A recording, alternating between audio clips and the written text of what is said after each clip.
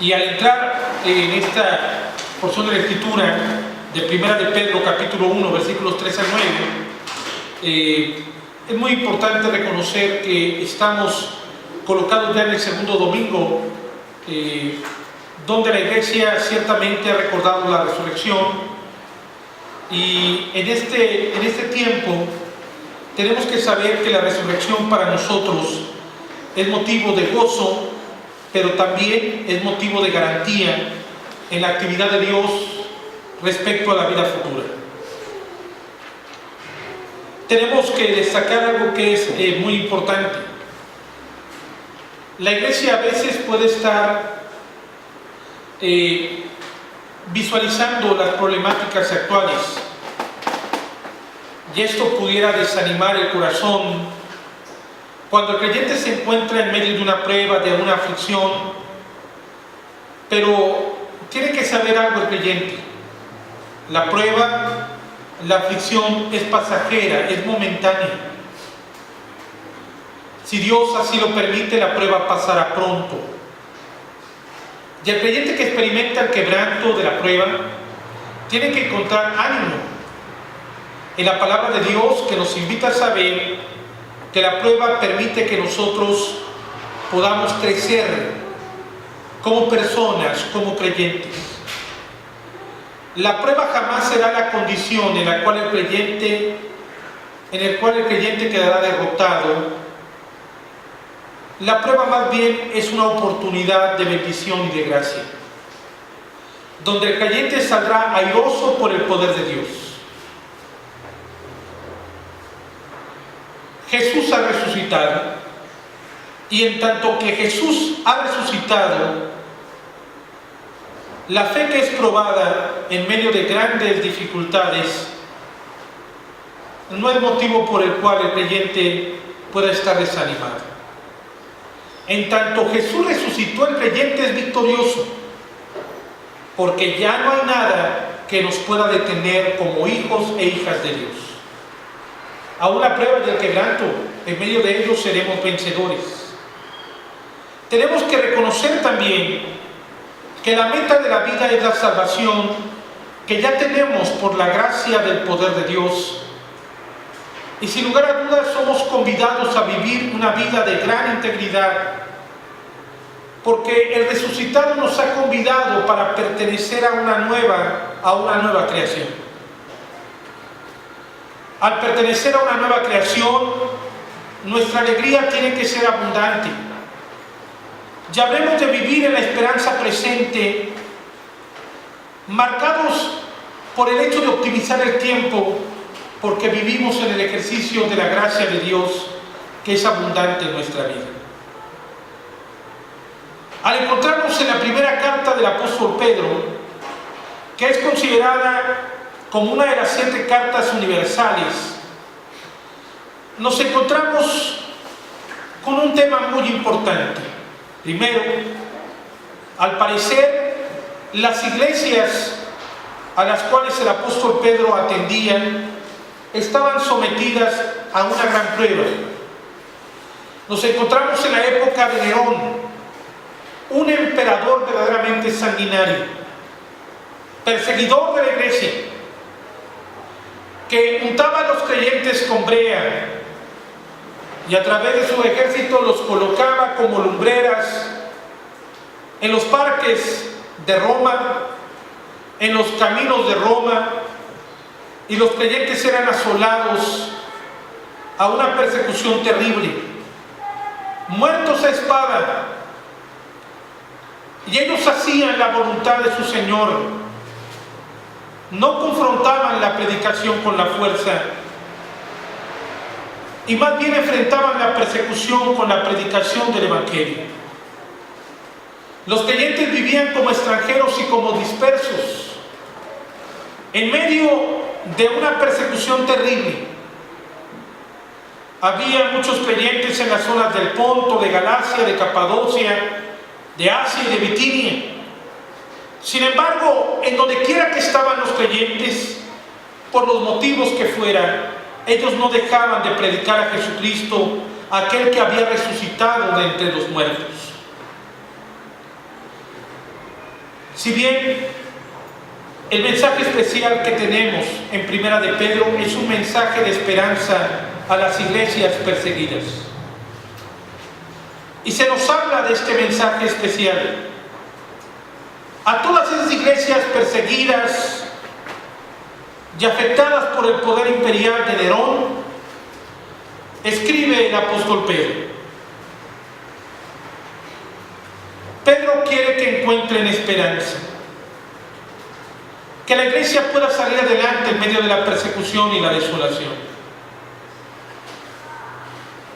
Los destinatarios en realidad son comunidades mixtas, integradas por judíos, por griegos y romanos, que conviven como creyentes de Jesucristo, y muchos de ellos, los judíos, han dado la espalda a la sinagoga, los griegos a las religiones mistéricas, los romanos al culto al emperador y a las deidades romanas.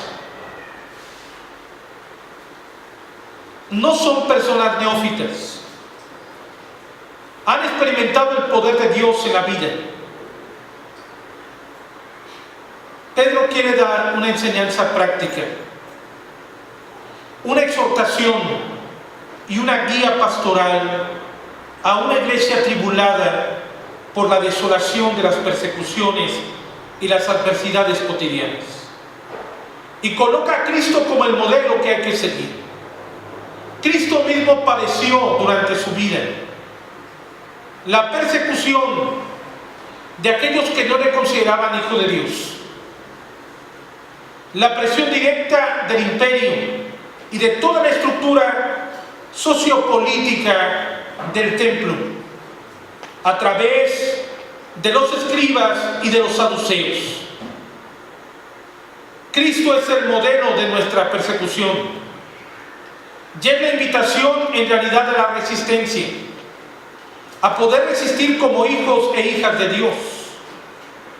En el capítulo 1, versículo 6 de Primera de Pedro, se nos recuerda algo muy importante, en lo cual vosotros os alegráis, aunque ahora por un poco de tiempo, si es necesario, tengáis que ser afligidos en diversas pruebas. Tenemos que alegrarnos y gozarnos en la salvación que tenemos, pero no como un deber meramente. Nos alegramos y nos gozamos porque descansamos en la esperanza de Jesucristo el resucitado. Podemos estar firmes en medio de los embates de Satanás y podemos salir avantes, ser victoriosos, porque Cristo ha actuado en nuestra vida y porque Dios nos ha llamado a la gracia, como dice el capítulo 5, versículo 10 de Primera de Pedro. Mas el Dios de toda gracia, que nos llamó a su gloria eterna en Jesucristo, después de que hayáis padecido un poco de tiempo, Él mismo os perfeccione, afirme, fortalezca y establezca. Pero es curioso porque el matiz de estos versículos, tanto el capítulo 1 como el verso 6, en el verso 6, y el capítulo 5 en el versículo número 10, son una fuerte invitación a saber que la prueba es temporal, que la aflicción es pasajera, que no permanecerá para siempre. Y en esto tenemos que pensar cuando nos encontremos en algún tipo de prueba, que la prueba es temporal, que la aflicción no permanecerá para siempre. Si bien pareciera la prueba y la aflicción agudizarse en el momento que la padecemos, nosotros miremos la gloria de Jesucristo, la ejecución de su gracia vertiéndose a nuestra vida, porque teniendo a Jesús lo tenemos todo y somos más que vencedores. Tenemos el motivo del gozo que nos permite salir adelante en medio de cualquier tipo de dificultad. La primera carta de Pedro es una declaración con gran vigor que permite que esa minoría de creyentes encuentren el ánimo en medio de ambientes hostiles. Ofrece recursos para resistir, Y es muy importante detallar el sentido de resistencia. En medio de las presiones de la cultura dominante, la Iglesia de Jesucristo resistió, pero también nosotros lo tenemos que hacer. Nuestra espiritualidad es el mejor parámetro de resistencia. En medio de todas las espiritualidades de la posmodernidad, tenemos que tomar en nuestra espiritualidad el vínculo de la identidad que nos fortalece y nos afirma. Y desde nuestra espiritualidad resistir para no sucumbir a las pretensiones del ambiente de la posmodernidad, en el cual ya estamos inmersos, pero afirmamos no seremos partícipes de condiciones de degradación. ¿Cuán importante es esto? Porque en el ambiente la gente adora y celebra aquello que no es Dios. Sí, hay muchas personas que en Centroamérica se arrodillan y adoran delante de un apóstol, no delante de Dios. Y siguen a lo que el apóstol les encomiende y les diga e incluso les exija. Porque pareciera que la iglesia no tiene conocimiento de la palabra de Dios. Lo que el apóstol reitere, eso es lo que la iglesia va a asumir y va a vivir. Cuidado. Porque esa es una condición de una espiritualidad posmoderna, la cual la iglesia de Jesucristo no está dispuesta a obedecer ni a seguir. La iglesia de Jesús escuchará la voz de Dios, no la voz de las ideologías, no la voz del apóstol, no la voz de alguna pretensión política o de alguna fuerza que pretenda dominar a la iglesia. Porque como dice la declaración de fe de Barmen, la iglesia solamente tiene un Señor y ese pastor es Jesucristo, al cual en vida o en muerte, citando al catecismo de Heidelberg, le pertenecemos. La iglesia solamente escuchará la voz de Dios en su palabra y no en los labios de aquellos que se dicen ser apóstoles y no lo son. Pero ¿desde dónde aprende esto la iglesia reformada? Desde su identidad. La única palabra verdadera para la iglesia reformada es la palabra de Dios. Por eso el creyente tiene que aprender a resistir desde su identidad aquello que es el parámetro de su espiritualidad. La oración, la lectura de la palabra, de una forma consciente. Por supuesto, el apóstol Pedro invita a la iglesia primitiva a resistir para no sucumbir a la hostilidad y a la presión dominante del culto imperial. Que la iglesia se conforme, no con un sentido pesimista de conformidad, de tener simplemente lo básico, no. Que la iglesia se conforme adquiriendo la forma de la palabra de Dios. La carta es una forma integral de cuestionamiento a los cristianos, aquellos que se reconocen como extranjeros en el mundo, porque están en el mundo pero no pertenecen al mundo. Que no se nos olvide eso. Estamos en el mundo pero no somos del mundo, somos de Cristo. Le pertenecemos a Jesús. Y no hablemos de ir en pos de las corrientes de este mundo. Quisiera puntualizar 3 términos. Y lo quisiera hacer con la mayor claridad posible. Primero, el hombre siempre marcha en función de sus decisiones y caprichos. La autonomía. El hombre que es ley para sí mismo. Autónomos. Ley para sí. Los hombres y las mujeres no quieren de ninguna manera establecer un parámetro que les indique qué deben de realizar. Ellos dicen, no, yo hago lo que yo quiero. Lo que intenten mis padres, lo que intente mi cónyuge, mis hijos, no es la función vital a la cual yo obedezco. Yo soy ley para mí mismo. Y el hombre pretendiendo ser autónomo, como si sus decisiones fueran buenas en realidad.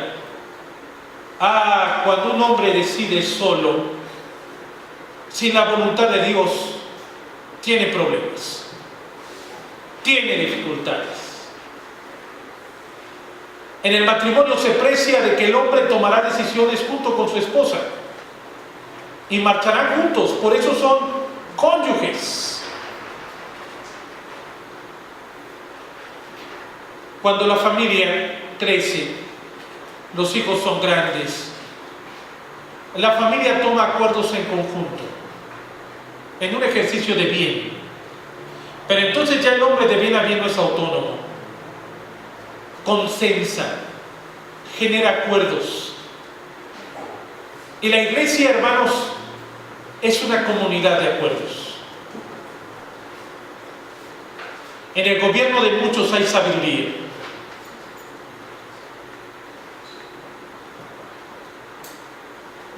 La autonomía no es el mejor camino. Aparentemente es el camino de un hombre libre, despojando el tutelaje de todos los poderes que le aprisionan. Pero no es del todo correcto, porque Dios rige y Dios demanda ser obedecido. Ningún hombre con la pretensión de autonomía puede salir adelante. Pero también existe otro concepto, la heteronomía. Hablamos de la dimensión que establece una sociedad sobre el individuo, donde la ley no es el hombre, sino es la comunidad a la cual él pertenece. La carga heterónoma es tan grande que hasta define cómo se debe de vestir la persona. Los medios nos imponen las cosas. La hermana llega bien entusiasmada a ver a esa mujer que tiene unas tijeras y un peine y tiene por allá otros elementos, tal vez alguna maquinita, y le dice la hermana: oiga, yo quiero que me haga el corte como la protagonista de esta novela. Y dice la estilista: está bien, está muy de moda. Todas vienen a pedir el mismo corte, pero no se preocupe, yo le voy a hacer un mechón un poco diferente. En lugar de hacer el chorrito hacia adentro, yo lo voy a hacer hacia afuera. Y ella dice: excelente, ¿cuánto me va a costar? Como está de moda, cuesta un poquito más, porque todo el mundo lo pide. Le va a salir nada más 900 pesitos. Y por supuesto, la hermana dice: sí, mi esposo seguramente me va a dar esos 900 pesitos, ahorita regresa. Y la hermana sale de ese lugar con el corte igualito al artista, nada más que hay pequeñas diferencias, pequeñísimas. Sin embargo, ella está orgullosa por su corte como es artista. ¿Quién le impuso eso a esa hermana? Sino la sociedad y los medios. ¿Qué colores están de moda? ¿Qué tipo de atuendo hay que usar? ¿Qué tipo de aretes o de trajes en el caso de los hombres? ¿Qué tipo de fragancia? Gracias a Dios los hombres no tienen esa dependencia. ¿Y cómo se llama este perfume, señorita? Está muy de moda. Lo usa el artista fulano de tal. ¿Cuánto cuesta, señorita? Cuenta tantos miles. Pero lo usa el artista fulano de tal. Sí. Deme 2. Me lo llevo. Y es que los varones no son vanidosos. Eso es cosa del mundo y de las mujeres. No. Las personas sucumben a las cargas heterónomas que se imponen. La sociedad marca el sentido de las decisiones individuales. Autonomía, falacia. Heteronomía, realidad.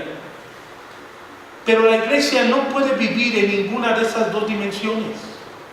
En aquello que impone el mundo, la sociedad, o en aquella autodeterminación radical que el hombre tiene pensando que es libre cuando es esclavo de sí mismo y del pecado que le inunda. El hombre tiene que vivir en una teonomía. El término teos y el término nomos.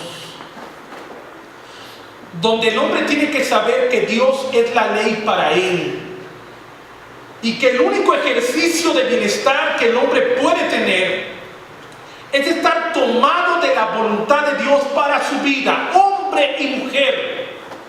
Fuera de esa voluntad sucumbiremos a las pretensiones de este mundo o seremos víctimas de la esclavitud del pecado que nos aqueja. No, amado hermano, hermana, vivamos conforme a la voluntad de Dios. Y Pedro dice a las comunidades cristianas que resistan en base a la voluntad de Dios, que es el modelo de su espiritualidad, así como Cristo resistió y vivió haciendo la voluntad de Dios hasta la muerte y muerte de cruz y la resurrección de entre los muertos. La iglesia tiene que asumir que la teonomía es el sentido de su ser. Por eso somos extranjeros. Por eso vivimos en nuestra pairos. De ahí es donde viene el término parroquia, que a muchos no les gusta el término. Parroquia literal es un pedazo de cielo, derivado del griego pairokos, que significa extranjero, o casa, pero que apunta a una pequeña fracción de nuestra casa celestial. En realidad, nuestra pertenencia está en los cielos. Nuestra pertenencia está a Dios. Y no sucumbiremos a las extrañas pretensiones de esta sociedad dominante, que esclaviza con condiciones pecaminosas y que lleva a los hombres y a las mujeres a decisiones terribles. ¿Por qué no puedo probar, mamá, papá, vivir con mi novio? Todo el mundo lo hace. ¿Yo por qué no? Y el papá y la mamá cristiana dirán a su hija, no, porque es incorrecto a la voluntad de Dios. El joven llega y dice, oye viejo, no te pongas así. Voy a tomar algunas cervecitas y no pasa nada. Y ese viejo cristiano dirá, no, porque no es agradable a los ojos de Dios. Es que todo mundo lo hace. Sí, pero tú no eres todo mundo. Tú eres hijo de Dios. Estás en la voluntad del Señor. Decisiones sencillas y comunes aparentemente, pero se orientan a la voluntad de Dios o se encaminan hacia el mal. No permitamos ser confundidos con este mundo en el cual nosotros somos extranjeros y advenedizos. No sucumbiremos a condiciones políticas, condiciones sociales, que demanden una condición que no sea el sentido propio de nuestra vida espiritual. Ser hijos e hijas de Dios en todo lo que hacemos. Que la gente diga, qué práctica tan extraña tienen ahí en tu casa. Son bien diferentes. Porque vivimos en la voluntad de Dios. Porque vivimos en el cumplimiento de la palabra. La vida entonces cristiana es una vida que apunta al ejercicio de mostrar la voluntad de Dios, que es firme y segura en cada uno de nosotros. Hemos experimentado el bautismo. Pertenecemos a la iglesia de Jesús. Estamos en la comunidad del pacto y de la alianza. Hemos nacido de nuevo, y lo dice Pedro en el versículo número 4, de una forma muy especial, allá en Primera de Pedro. Hemos resucitado, por supuesto, como comunidad, para una herencia incorruptible, incontaminada e inmarcesible, reservada en los cielos para vosotros. Esa es la realidad a la que nos pertenecemos. Tenemos un nacimiento de nueva vida, una ejecución especial, porque Dios ha reservado una herencia para usted y para mí, que jamás la va a cambiar. Estamos en sus poderosas manos, dice el texto bíblico. Tenemos que avanzar en esa herencia para vivir como hijos de Dios, no como hijos del mundo. Ahora, el apóstol Pedro sugiere que seamos guardados por el poder de Dios mediante la fe, para alcanzar la salvación que está preparada para ser manifestada en el tiempo postrero. Que nuestra fe sea eficaz con vidas comprometidas al testimonio de Cristo. La perspectiva del futuro, por supuesto, apunta a que nuestra conducta presente será confirmada en la ejecución del juicio de Dios, donde seremos justificados por el Hijo de Dios, por Jesucristo. Hemos sido reservados para salvación y no para vivir como si estuviéramos condenados. La gente que no tiene a Cristo en el corazón vive como eso. No hay diferencia para ellos entre lo que es ser creyente y lo que no es ser creyente. Nosotros sí tenemos ese estímulo de diferencia. Y tenemos que enseñar a nuestros hijos que eso es importante. Lejos de hacer que ellos adquieran la experiencia. Es que como yo no tuve esa experiencia y mis padres eran tan enajenantes, bueno, que mis hijos las tengan. ¿Quieres hacer esto? Hazlo. ¿Quieres realizar aquello? Realízalo. Es más, te falta recurso, hijo, hija, mira, aquí está. Para tu degradación. Avanza, adquiere experiencia. Si un padre piensa así, es un irresponsable. La perspectiva en la ejecución de la vida cristiana está en que los hijos aprendan de los padres, que los padres viven en el matiz de la herencia, de esa herencia que se proyecta a futuro, pero que cada vez está más cerca de nosotros. Tenemos que visualizar ese criterio como el elemento de la vida. Por eso Pedro pide que estemos gozosos, porque la salvación tan grande que nos rodea es firme, es segura, es de bendición. Versículo número 6. En lo cual vosotros os alegráis, aunque ahora por un poco de tiempo, si es necesario tendráis que ser afligidos por diversas pruebas. Esa es la verdad de la vida cristiana. Allá Søren Kierkegaard, el padre del existencialismo, vinculado al siglo XIX, con planes y proyectos. Un hombre con una inteligencia completamente grande, muy capaz, pero con una inteligencia emocional pésima, con muchas dificultades, comprometido con Regina Olsen. Y saben, cercano a la boda dice, no me siento capaz para casarme. Yo renuncio a ese compromiso. Y lo lamentó todos los días de su vida, y Regina también. Él genera una teología un tanto vivencial que permite que las personas puedan orientarse en sus decisiones. Tal vez pueda ser algo rígido, pero la prueba y la aflicción es una realidad en la vida de las personas. Sufrimiento y aflicción es latente en tanto que somos seres humanos. Pero aquí hay algo muy diferente a lo que Søren podía plantear. El famoso tenedor.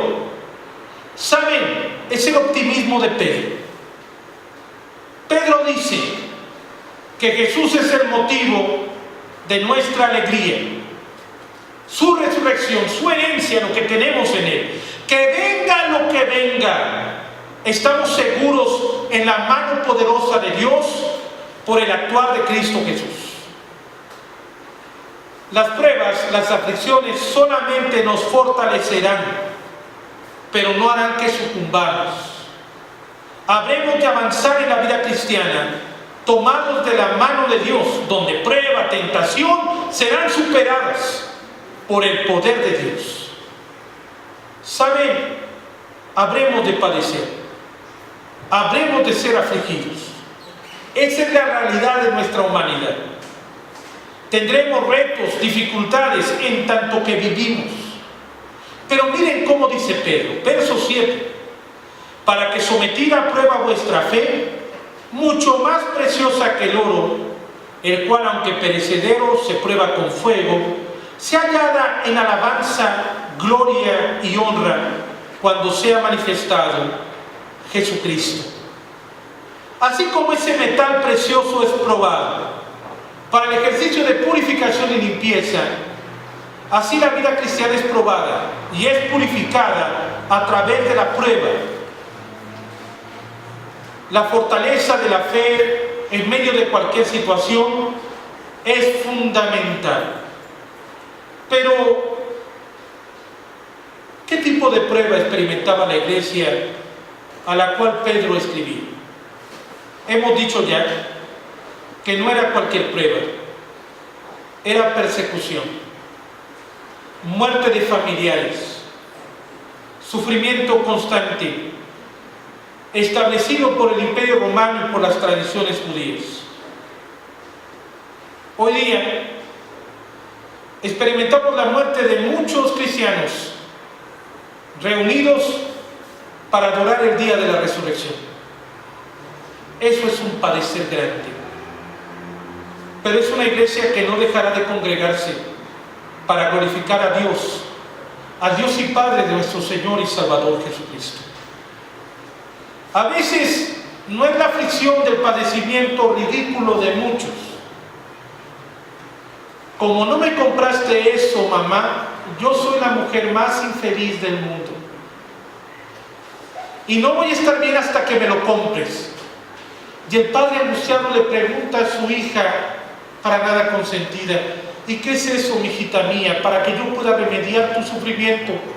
Ay, papito, este es el celular nuevecito que acaba de salir en la tienda y yo lo quisiera tener.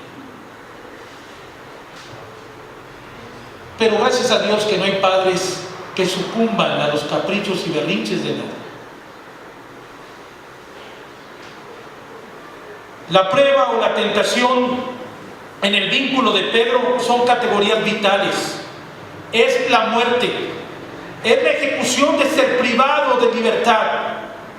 Son condiciones terribles y no la ligereza con la que muchos asumen la vida y se llenan de quebrantos y tristeza porque no se cumplen ciertos caprichos que de fondo tienen. El versículo 8 deja en claro que la cuestión del sufrimiento y la prueba hará que el creyente sea fortalecido en todo tiempo. ¿Por qué? Porque el creyente tiene que mirar a Jesús como aquel que padeció hasta la muerte y muerte de cruz, a quien amáis sin haberle visto, en quien creyendo, aunque ahora no lo veáis, os alegráis con gozo inefable y glorioso. En Él tenemos cubierto todo, la salvación, la gracia, la bondad del Señor. No necesitamos más. Estamos llenos y nuestra alegría y nuestra esperanza en el presente es grande, porque nuestro porvenir está trazado por una herencia de salvación que nadie puede quitar. En Cristo lo tenemos todo. Porque en medio del dolor y del quebranto, el que sea, en la condición que sea, somos cuidados por el poder de Dios, que es Cristo Jesús, Señor nuestro. Estamos amparados en ese poder. Y nada ni nadie nos podrá separar de ese poder que nos cuida y nos ampara. Ni aquella iglesia primitiva, perseguida, que atendía al apóstol Pedro, ni esta iglesia, que a veces su escala de valores está algo afectada por la heteronomía. Vivamos más bien en la bendición del poder de Dios que actúa en nuestra vida, pues somos cuidados por ese poder siempre. Oremos al Señor.